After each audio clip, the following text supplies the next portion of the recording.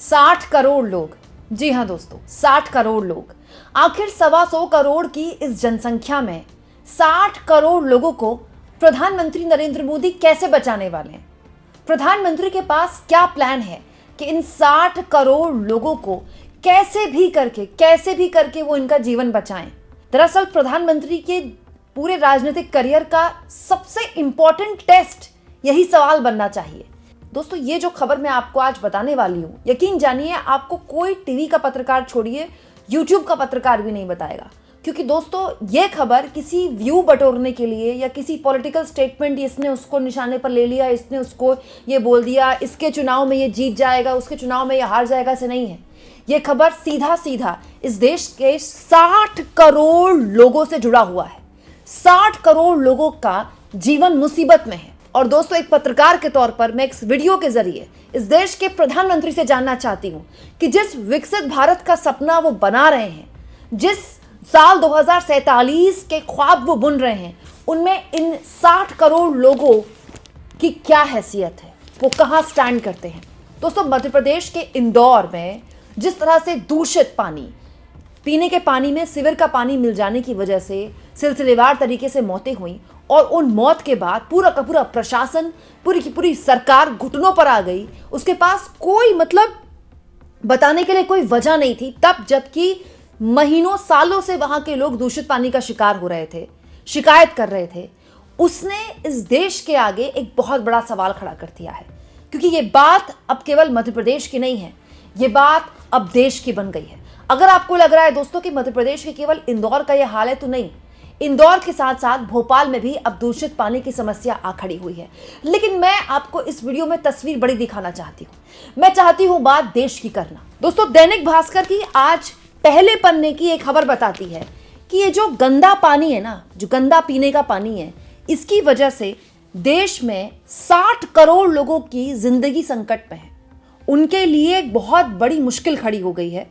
और ये इतनी बड़ी समस्या है कि इससे जीडीपी का 6% के नुकसान की आशंका है। वो जीडीपी जिसके आंकड़े पर ये सरकार दम भरती है, उसी जीडीपी की मैं ये बात कर रही हूं। जरा गौर से सुनिएगा दोस्तों कि दैनिक भास्कर की रिपोर्ट कितनी खतरनाक एक वार्निंग दे रही है इस देश की सरकार को कि ये एक ऐसी स्थिति में पनप सकता है जिसमें फिर सरकार के हाथ से बात निकल जाएगी। दोस्तों, दैनिक भास्कर की रिपोर्ट बताती है कि इस देश में 70% पीने का पानी, 70% दूषित है, पीने लायक नहीं है। और तो और देश में ऐसे 60 करोड़ लोग हैं जो बहुत ही बुरी तरह से जल संकट से गुजर रहे हैं। और दोस्तों, ये मत सोचिएगा कि ये कोई किसी अचानक से किसी संस्था की रिपोर्ट है ना, ये भारत सरकार का ये आंकड़ा बताता है। ये देखिए, लिखा है जल संसाधन मंत्रालय की समग्र जल प्रबंधन सूचकांक नामक रिपोर्ट के मुताबिक हर साल गंदा पानी पीने से 2 लाख लोगों की मौत होती है इस देश में, 2 लाख। दूसरी तरफ इंटरनेशनल सेंटर फॉर सेंसिटिविटी के पिछले साल प्रकाशित रिपोर्ट बताती है कि 2030 तक देश में पानी की मांग उपलब्ध आपूर्ति से दुगनी होने का अनुमान है, जिसमें करोड़ों के सामने जल संकट खड़ा हो जाएगा। दोस्तों, जनसंख्या लगातार बढ़ रही है, लेकिन पानी के स्रोत भारत के पास सीमित हैं। तो ये रिपोर्ट बता रही है कि 2030 तक आते आते अभी जो पानी की डिमांड है वो कहीं ज़्यादा बढ़ जाएगी और हमारे पास इसकी आपूर्ति करने के लिए कोई प्लान नहीं है। दोस्तों, ये मामला इतना गंभीर है कि करीब 6% जीडीपी के नुकसान की आशंका है इसमें। 6%, आधे 1% से हालत खराब हो जाती है सरकारों की। यहाँ 6% की आशंका जाहिर की जा रही है। दोस्तों, 2005 से 2022 तक भारत में केवल पानी से होने वाली समस्याओं में 20 करोड़ से अधिक केस दर्ज हुए। 20 crore, can you believe that? कई दुनिया में ऐसे मुल्क हैं जिनकी आबादी नहीं है इतनी, और पानी की समस्याओं से हमारे देश के लोग इतनी बड़ी तादाद में केवल गंदे पानी की वजह से बीमारियों का शिकार हो रहे हैं, जैसे हैजा, डायरिया, टाइफॉइड, हेपेटाइटिस। दोस्तों, इसमें सबसे ज्यादा जो मामले हैं वो पश्चिम बंगाल में है, आंध्र प्रदेश में है, यूपी में है, और यहां पर मौत का आंकड़ा बहुत ज्यादा है गंदा पानी पीने की वजह से। अरे कहां ज्यादा दूर जाना है, जहां प्रधानमंत्री मोदी बैठते हैं, दिल्ली, वहां दिल्ली के कई निचले इलाकों में पीने के पानी की समस्या, वहां टैंकर से पानी आता है। आप सोचिए दोस्तों, ना तो साफ हवा ये सरकार दे पा रही है नागरिकों को, और साफ पानी की इतनी गंभीर समस्या है कि हैजा की स्थिति पैदा हो रही है। दोस्तों इंदौर में जो हालात पैदा हुए हैं उसमें पीने के पानी में सीवर का गंदा पानी मिक्स हो गया है। सीवर का पानी में क्या होता है, इंसान का मलमूत्र और जानवर का मलमूत्र होता है। उसमें इतने खतरनाक बैक्टीरिया है कि वो हैजा वाली स्थिति पैदा कर सकते हैं। 5 महीने के बच्चे से लेकर बुजुर्ग तक कई घरों के दिए बुझ गए। मध्य प्रदेश की सरकार ने कुछ अधिकारियों को सस्पेंड वगैरह कर दिया, उन पर एक्शन ले लिया। बस ऐसे बताया जा रहा है जैसे बहुत ही बड़ा एक्शन हो गया, तब जबकि उस इलाके के लोग महीनों से इसकी शिकायत कर रहे थे। किसी को होश नहीं आई, कि कोई नींद से नहीं जागा। और अब दोस्तों स्वास्थ्य मंत्रालय बताता है कि ये जो पानी की समस्या की वजह से देश भर में मौतें हो रही हैं, साल दर साल उसका आंकड़ा बढ़ रहा है। ये बताइए आप। मैं ये जानना चाहती हूं दोस्तों, प्रधानमंत्री मोदी विकसित भारत बनाना चाहते हैं। दोस्तों हम भी चाहते हैं हमारा देश विकसित हो, भाई देश आगे जाएगा, इसमें हम सबका फायदा है, हम सबका भला है ना। लेकिन ये कैसा विकसित भारत है दोस्तों जिसमें हम साफ पानी नहीं अपने नागरिकों को दे पा रहे हैं? ये कैसा विकसित भारत है जिसमें हम साफ हवा अपने नागरिकों को नहीं दे पा रहे हैं? ये कौन सा 2047 का एक प्रोजेक्ट बना रखा है मोदी जी ने जिसमें हवा और पानी एब्सेंट है? बिना हवा के, बिना पानी के आदमी जिंदा नहीं रह सकता। विकसित भारत तो बाद में बनेगा। दोस्तों कांग्रेस पार्टी के नेता हैं उमंग सिंघर, उन्होंने ये खबर शेयर की है जिसमें यह बताया गया है कि सीएजी ने 2019 में ही इंदौर और भोपाल में दूषित पानी की सप्लाई को लेकर सरकार को रिपोर्ट दे दी थी। 2019 की रिपोर्ट है। और एक और जानकारी यहां पर दी गई है, 2004 में एडीबी यानी कि एशियन डेवलपमेंट बैंक से 4 बड़े शहर मध्य प्रदेश के भोपाल, इंदौर, जबलपुर और ग्वालियर में पानी प्रबंधन के लिए 200 मिलियन का कर्ज लिया गया है राज्य सरकार द्वारा। 200 मिलियन मतलब आप समझ लीजिए ऑलमोस्ट 906 करोड़ के आसपास।